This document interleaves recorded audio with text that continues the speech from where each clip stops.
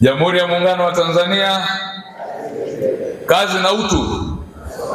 Naomba tuzingatie yafuatayo. Moja,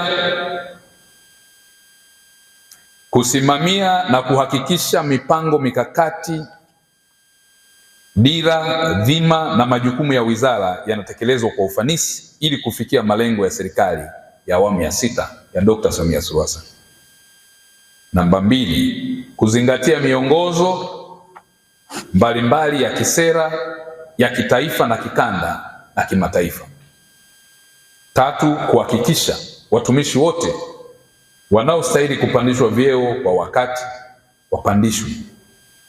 Kulipa madai ya wastaafu, uhamisho, likizo, stahiki, madeni na madai mbalimbali ya watumishi kwa wakati. 5, kuhakikisha watumishi wa wizara wanatekeleza majukumu yao kwa kuzingatia sheria, haki, maadili, taratibu bila kutumia mamlaka yao vibaya, ili kuhakikisha kwamba dhana ya uwajibikaji na utawala bora inaendelea kuzingatiwa na kuleta tabasamu ambalo Mheshimiwa Rais wa nchi Dr. Samia Suluhu Hassan amekusudia.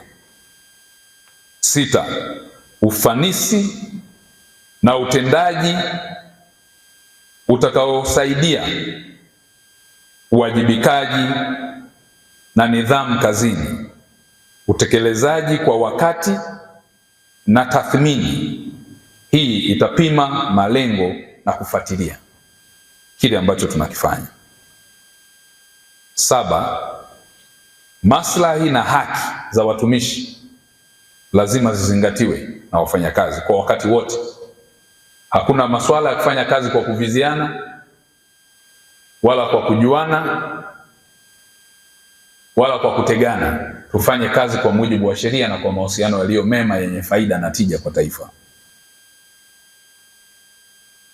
Maslahi hapo ndo katika kuangalia maslahi, ni masuala ya maslahi ya posho, mazingira, bima, motisha na usawa na haki na fursa ziwe wote sawa. Jambo la 8 ni mafunzo kwa maana ya human resources development. Wale wanaostahili kupewa mafunzo, iwe ni programu fupi, iwe ni warsha, ujuzi au weledi, kama jinsi ambavyo mnafanya leo, Katibu Mkuu, lizingatiwe kwa sababu linaongeza ufanisi na utendaji na kurahisisha majukumu. La 9, usalama na maadili ya kazi yazingatiwe sana katika wakati wote. Usalama na maadili ya kazi yazingatiwe sana. La 10, mawasiliano ya ndani ya taasisi. Lazima tuwe na mahusiano mazuri na mawasiliano. Sio ofisi ya kwanza iko pale tu, ofisi ya 3, lakini mpaka umwandikie barua, dokezo, email. Kama inawezekana, nyanyuka, nenda ongea naye. Alafu mnarahisisha jambo, mkija kuweka kwenye maandishi mnalirasimisha ili huduma iende haraka. Sasa mtu yuko ofisi ya 3 tu hapo, nimekuandikia email, hujaiona.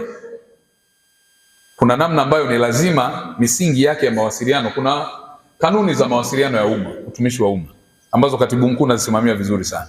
Lakini pale ambapo inalazimu kukutana, tukutane, tuzungumze, alafu turahisishe jambo liende kwenye solution.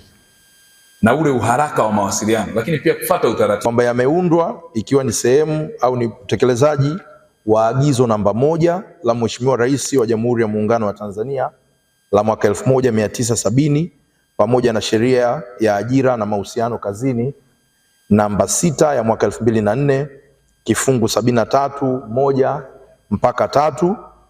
Miongozo hiyo inaelekeza kuhusu utekelezaji wa sera inayolenga kuwashirikisha wafanyakazi katika uongozi wa pamoja. Hivyo Mheshimiwa, kikao hiki kinalenga kutimiza au ni utekelezaji wa maelekezo hayo ya serikali. Hivyo mgeni rasmi, kufanyika kwa kikao hichi cha Baraza la Wafanyakazi Wizara ya Mambo ya Ndani ya Nchi imekuwa ni fursa kwa watumishi kushirikishwa katika kupanga, kutekeleza mipango ya wizara kupitia mijadala ya wazi, ya huru, ya pamoja kuhusu utendaji kazi na maslahi ya watumishi ili kuleta tija na ufanisi mahala pa kazi.